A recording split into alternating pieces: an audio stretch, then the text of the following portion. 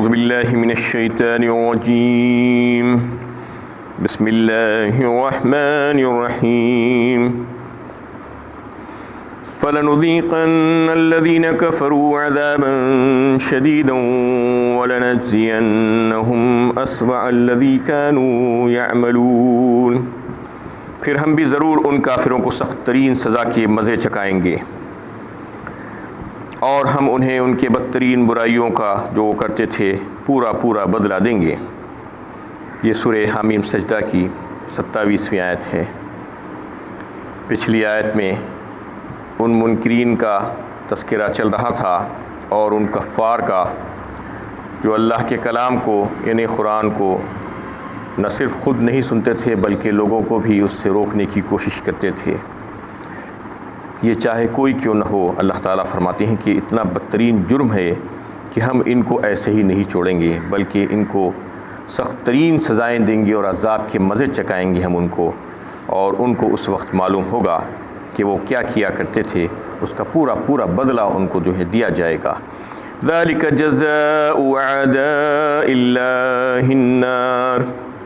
لَهُمْ فِيهَا دَارُ الْخُلْدِ جَزَاءً بِمَا كَانُوا بِآيَاتِنَا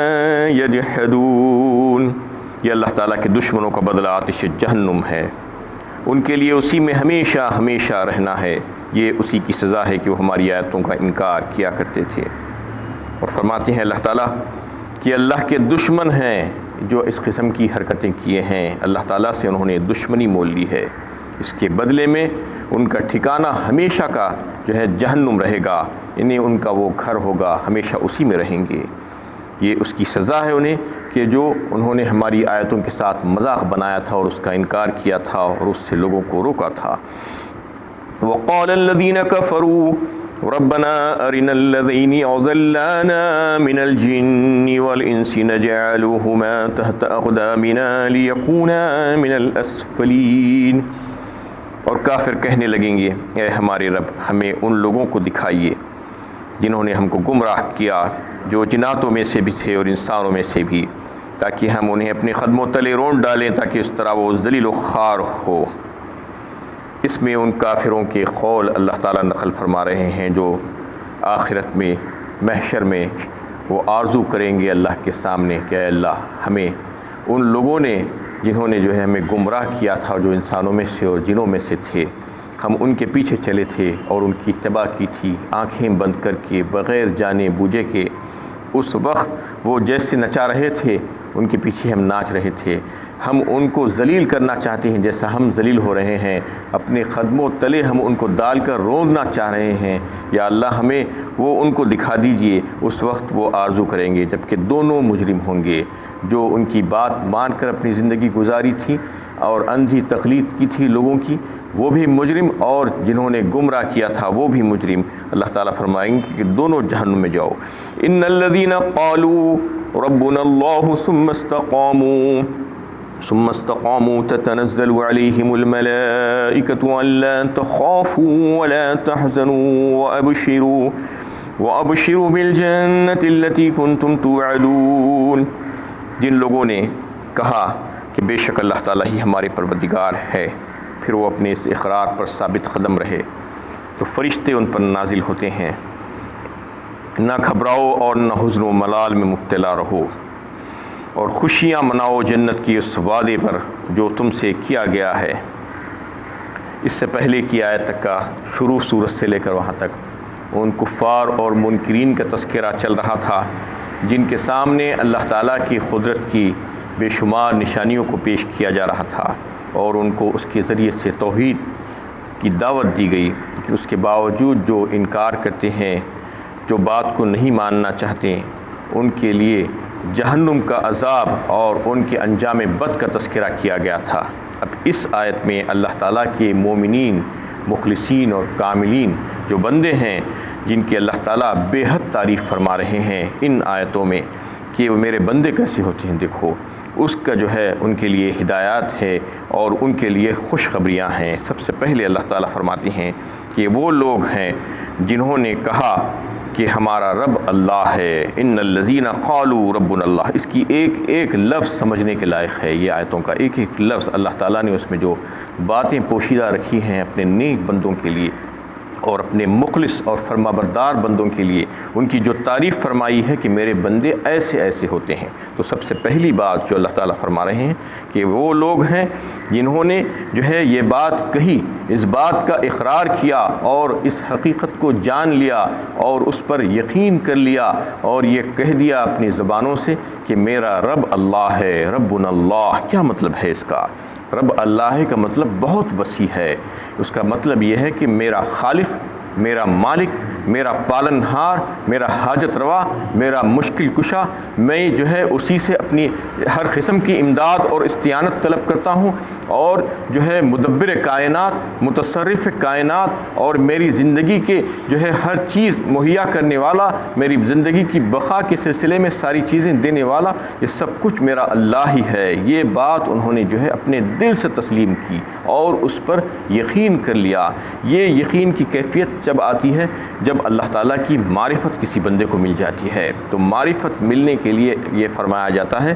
کہ اگر کوئی جس کی فطرت مسخ نہ ہو گئی ہو اور جس کی عقل صحیح رخ پر ہو، غلط رخ پر نہ چلی گئی ہو بھٹک کر، تو اس کو جو ہے اللہ تعالیٰ اس کی یعنی عقل جو صحیح عقل جو دیے ہیں اس کے ذریعے سے، صحیح فطرت صحیحہ کے ذریعے سے اور عقل سلیم کے ذریعے سے اس کو یعنی اللہ تعالیٰ کا اجمالی تعارف کروا ہی دیتے ہیں۔ اگر کوئی جو ہے کوشش کرتا ہے اور اس کی عقل کہیں ادھر ادھر بھٹک نہیں گئی ہو اور اس کی فطرت خراب نہ ہو گئی ہو، مسخ نہیں ہو گئی ہو، تو پھر اللہ تعالیٰ کا اجمالی تعارف اس کو اپنی عقل سلیم کے ذریعے سے مل سکتا ہے اور فطرت صحیحہ کے ذریعے سے اس کو وہ بات حاصل ہو سکتی ہے۔ تو سب سے پہلی بات تو یہ کہ انہوں نے اس بات کو تسلیم کر لیا کہ میرا رب اللہ ہے۔ یہ کوئی معمولی بات نہیں ہے، زبان سے کہہ دینا الگ بات ہے، اس کو سمجھ کر اور یقین کے ساتھ کہنا اور یہ سمجھنا کہ میرا سب کچھ کرنے والا میرا رب میرا اللہ ہی ہے، میرا خالق ہے، اور عبادت کے لائق ذات اگر کوئی ہے تو وہی ہے،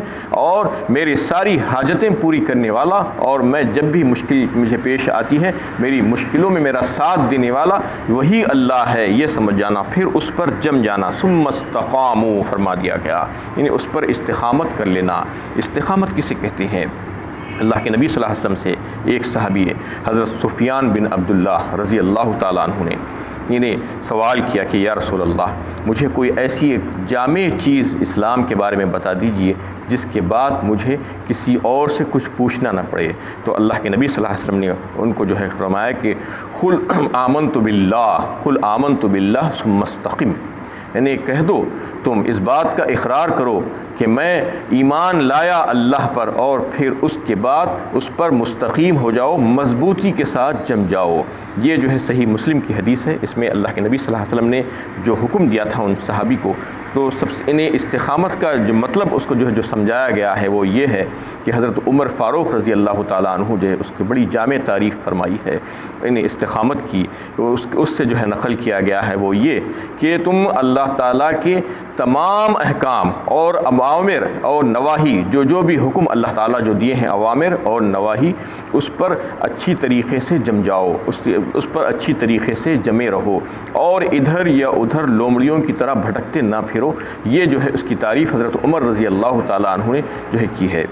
اور استقامت یہ ہے کہ مداومت جسے کہتے ہیں، مستقل مزاجی کسی چیز پر قائم ہو جانا اور اس کو بار بار اور مسلسل کرنا، افراط و تفریط میں گئے بغیر۔ افراط و تفریط اللہ تعالیٰ کو پسند نہیں ہے بلکہ مداومت پسند ہے، یعنی کوئی کام اگر بندہ کر رہا ہے تو اس کو مستقل مزاجی سے کرنا یہ اللہ تعالیٰ کو پسند اور مطلوب ہے۔ جیسا کہ کوئی یعنی 2 رکعت نفل نماز پڑھتا ہے تو اس پر مداومت ہونا چاہیے، روزانہ 2 رکعت ہی پڑھو اچھی طریقے سے، یہ نہیں کہ ایک دن 20 رکعت پڑھ لی اور پھر کئی دنوں تک 2 رکعت بھی نہیں پڑھا، یہ نہیں چاہتے ہیں اللہ تعالیٰ، بلکہ یہ چاہتے ہیں کہ کسی بھی عمل میں پابندی ہونا چاہیے اور مستقل مزاجی ہونا چاہیے۔ جیسا کہ قرآن کی جو ہے تلاوت کرتے ہیں تو اس کو سمجھ کر 1 رکوع ہی پڑھو روزانہ، زیادہ مت پڑھو، زیادہ ایک دن پڑھ لو گے پھر دوسرے دن اس کو چھوڑ دو گے، ایسا نہیں چاہتے اللہ تعالیٰ، بلکہ یہ چاہتے ہیں کہ اس میں استقامت ہونا، دین کے ہر معاملے میں، احکامات ہو یا اوامر اور نواہی ہو، ساری چیزوں میں یعنی مداومت کے ساتھ جو ہے قائم ہو جانا،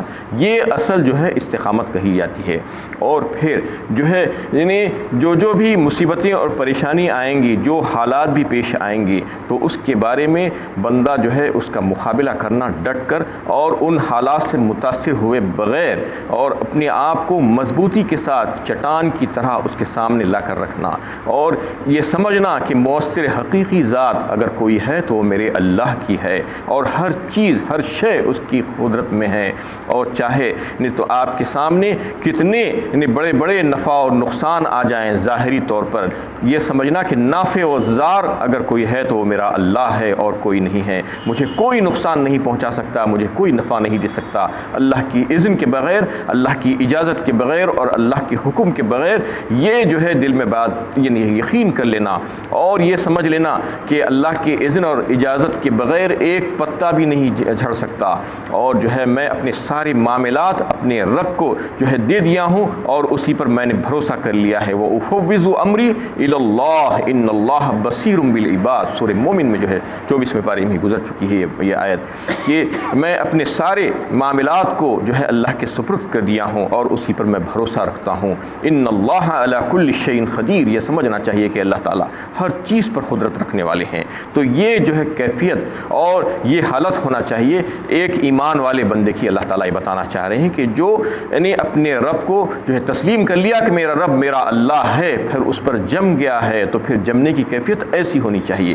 تو یہ جو کیفیت ہے، جو بلند پایا، جو حقیقت کو اللہ تعالیٰ نے جس کا اظہار کیا ہے، جو کیفیت جو حالت کا جو اظہار کیا ہے، جو مرتبے کا اظہار کیا ہے، اس کو قرآن میں مختلف مقامات پر ولایت سے تعبیر کیا گیا ہے۔ الا ان اولیاء اللہ لا خوف علیہم ولا هم یحزنون۔ ولایت کیا ہوتی ہے؟ اللہ کے دوست، اللہ تعالیٰ جن کو پسند فرماتے ہیں، جو اللہ تعالیٰ سے محبت رکھتے ہیں، ان کو جو ہے سچا اور حقیقی ایمان مل جاتا ہے۔ الا ان اولیاء اللہ لا خوف علیہم ولا هم یحزنون، جا بجا اب یہ آیت دیکھتے ہوں گے کہ ان کو نہ خوف ہے نہ غم ہے۔ اور پھر کیا ہے؟ الذین آمنوا وکانوا یتقون، جو بہت اہم ہے اس کا ٹکڑا، دوسری آیت اس کے ساتھ لگی ہوئی ہے، جو وہ ایمان رکھتے ہیں اور پھر تقوی پرہیزگاری اختیار کرتے ہیں، یعنی ان کی شخصیتوں میں تقوی جذب ہو جاتا ہے، اللہ کا ڈر ایسا ہوتا ہے کہ ان کی ساری زندگی اللہ سے ڈر کر گزر جاتی ہے۔ تو اللہ تعالیٰ یہ فرماتے ہیں کہ جو سچے ایمان والے، حقیقی ایمان والے میرے جو بندے ہوتے ہیں، ایمان ہے امن سے، جس کو جو ہے اللہ تعالیٰ امن نصیب فرما دیتے ہیں۔ تو امن جب مل جاتا ہے تو اس کی ضد ہے خوف اور حزن، وہ چلا جاتا ہے، اس کو اللہ تعالیٰ اس بندے کے پاس سے نکال دیتے ہیں، امن دیتے ہیں۔ تو یقینی بات ہے کہ اس کی ضد خوف اور حزن جو ہے اس کے پاس سے چلا جاتا ہے، یہ اس کو نکالتے ہیں اللہ تعالیٰ۔ اور پھر انہیں خوف کسے کہتے ہیں؟ آئندہ آنے والے مستقبل کے جو حالات، جو محشر میں جو آنے والے پیش ہونے والے جو واقعات ہوں گے، اس پر ڈرنا، اس پر خوف کرنا، یہ ان بندوں کے پاس بہت کم ہو جاتا ہے، اس وجہ سے کہ وہ یہاں پر اللہ تعالیٰ سے ڈر کر زندگی گزارتے ہیں۔ اور حزن اور غم جو ہے ماضی سے تعلق رکھتا ہے، کہ ماضی میں جو محرومیاں، جو کمیاں رہ گئی تھی انسان کو، اور جو چیزیں یہاں سے چھوڑ کر چلا گیا تھا، اس پر اس کو جو ہے غم نہیں ہوتا ہے، اس کا غم اللہ تعالیٰ دور فرما دیتے ہیں۔ تو یہ ولیوں کی شان اور صفت ہوتی ہے۔ اس آیت میں جو ہے یہی ہے، اس بات کا تذکرہ ہے، اس کو جو ہے ولایت سے تعبیر کیا گیا ہے کہ جو لوگ یعنی یہ کہہ دیتے ہیں کہ میرا رب اللہ ہے اور پھر اس پر جم جاتے ہیں، تو یہ ولیوں کی شان ہے، کسی اور کی نہیں۔ پھر اسی آیت میں جو ہے اللہ تعالیٰ خود فرما دیتے ہیں کہ تتنزل علیہم الملائکہ الا تخافوا ولا تحزنوا، ان کے لیے جو ہے جیسا کہ اس آیت میں بھی یہی کہا گیا تھا کہ الا ان اولیاء اللہ لا خوف علیہم ولا هم یحزنون، اس میں بھی یہی بات بتائی جا رہی ہے کہ ان کے اوپر فرشتے نازل ہوتے ہیں اور پھر ان سے کہتے ہیں کہ نہ گھبراؤ، نہ حزن و ملال میں مبتلا ہو۔ فرشتے جو نازل ہوتے ہیں اس کے تعلق سے حضرت عبداللہ ابن عباس رضی اللہ تعالیٰ عنہ اور دیگر صحابہ کرام نے جو پیش کیے ہیں، جو بات جو اس کو واضح کیا ہے کہ 3 وقت ایسے ہوتے ہیں جس میں انسان کے اوپر فرشتے نازل ہوتے ہیں۔ ایک وقت تو وہ ہوتا ہے جو انسان کی موت کا وقت ہوتا ہے، اس وقت فرشتے نازل ہوتے ہیں انسان کے اوپر، اور دوسرا اس کی خبر میں فرشتے نازل ہوتے ہیں، تیسرا خبر سے اٹھتے وقت جو حشر کا وقت ہوتا ہے اس وقت فرشتے نازل ہوتے ہیں۔ تو پہلا جو وقت ہے اس پہ متفق علیہ ہے کہ سب اس بات پر یعنی اتفاق کرتے ہیں، وہ یہ کہ رحمت کے فرشتے اگر بندہ اچھا ہے، اللہ کا نیک بندہ ہے، تو اللہ تعالیٰ کی اجازت سے آتے ہیں اس وقت جب وہ انتقال کر رہا ہوتا ہے اور اس عالم سے اس عالم کی طرف کوش کرنے کی تیاری کر رہا ہوتا ہے، تو آ کر اس کو خوشخبریاں دیتے ہیں اور اس کے لیے استقبال کرتے ہیں اور اس کو خوش آمدید کہتے ہیں اور کہتے ہیں کہ تم کو جو اس دارالامتحان میں بھیجا گیا تھا اور تمہارے لیے آزمائشیں اور پریشانیاں اور مشکلیں تمہیں جو پیش آئی اور جو الجھنیں، جو مسائل تمہارے سامنے تھے اور تم انہیں اس کو بہت اچھی طریقے سے جھیلا اور اس میں تم کامیاب ہوئے، اور پھر حق و باطل کی جو کشمکش دنیا میں جو چل رہی تھی اور حق و باطل کا خیر و شر کا جو معرکہ جو چل رہا تھا اس میں تم کامیاب ہوئے، تم سرخرو ہوئے، چلو تم تمہارے لیے استقبال ہے، تمہارے لیے خوش آمدید ہے، یہ کہہ کر فرشتے اس کو یہاں سے لے جاتے ہیں، اس کی خوشیاں سناتے ہوئے اور اس کو بشارتیں سناتے ہوئے اور یہ کہتے ہوئے کہ تمہارے لیے اب کسی قسم کا کوئی خوف اور غم نہیں ہے، جتنے بھی غم اور خوف تھے یہیں پر ختم ہو گئے، تم نے جو کچھ بھی جھیل لیا اور وہ حق و باطل میں تم نے سرفرازی حاصل کر لی، تو اب تمہارے لیے بشارتیں ہی بشارتیں ہیں، خوشخبریاں ہیں جنت کی، اور جس کا تم سے وعدہ کیا جاتا ہے، جو اس سے پہلے بھی تم سے وعدہ کیا جاتا رہا ہے، وہ تمہیں حاصل ہوگی۔ ایک دو فرشتے آتے ہیں، بتایا جاتا ہے کہ انسان کے مرنے کے بعد دو فرشتے جو اس کے ساتھ ہمیشہ سے لگے رہتے تھے، وہ آ کر یہ کہتے ہیں کہ تم دنیا میں بہت اچھے رہے، اب تمہارے لیے اللہ تعالیٰ کی طرف سے خوشخبریاں ہیں جنت کی، تو وہ مطمئن ہو جاتا ہے۔ تو یہ خوشخبریاں ان بندوں کو دی جاتی ہے جو اللہ سے ڈر کر زندگی گزارتے ہیں، جس کو ولایت کا بھی درجہ دیا گیا ہے، جس کو ولی بھی کہا گیا ہے، جو اللہ کے دوست کہلاتے ہیں، جو اللہ تعالیٰ سے محبت کرنے والے لوگ اور اللہ کو ہمیشہ اپنا رب سمجھنے والے اور ہر معاملے میں اس پر یقین رکھنے والے، اس پر توکل کرنے والے، اسی سے ساری چیزیں مانگنے والے، اسی سے مدد طلب کرنے والے، کسی اور کی طرف کسی اور در کی طرف نہ جانے والے، یہ تمام لوگوں کی اللہ تعالیٰ اس میں تعریف فرما رہے ہیں، اور آگے بھی آیتیں آ رہی ہیں جس میں اللہ تعالیٰ ان کی تعریف فرما رہے ہیں کہ ان کے لیے ہم نے جنت میں کیسی کیسی نعمتیں تیار کر کے رکھی ہیں۔ وآخر دعوانا الحمد للہ رب العالمین۔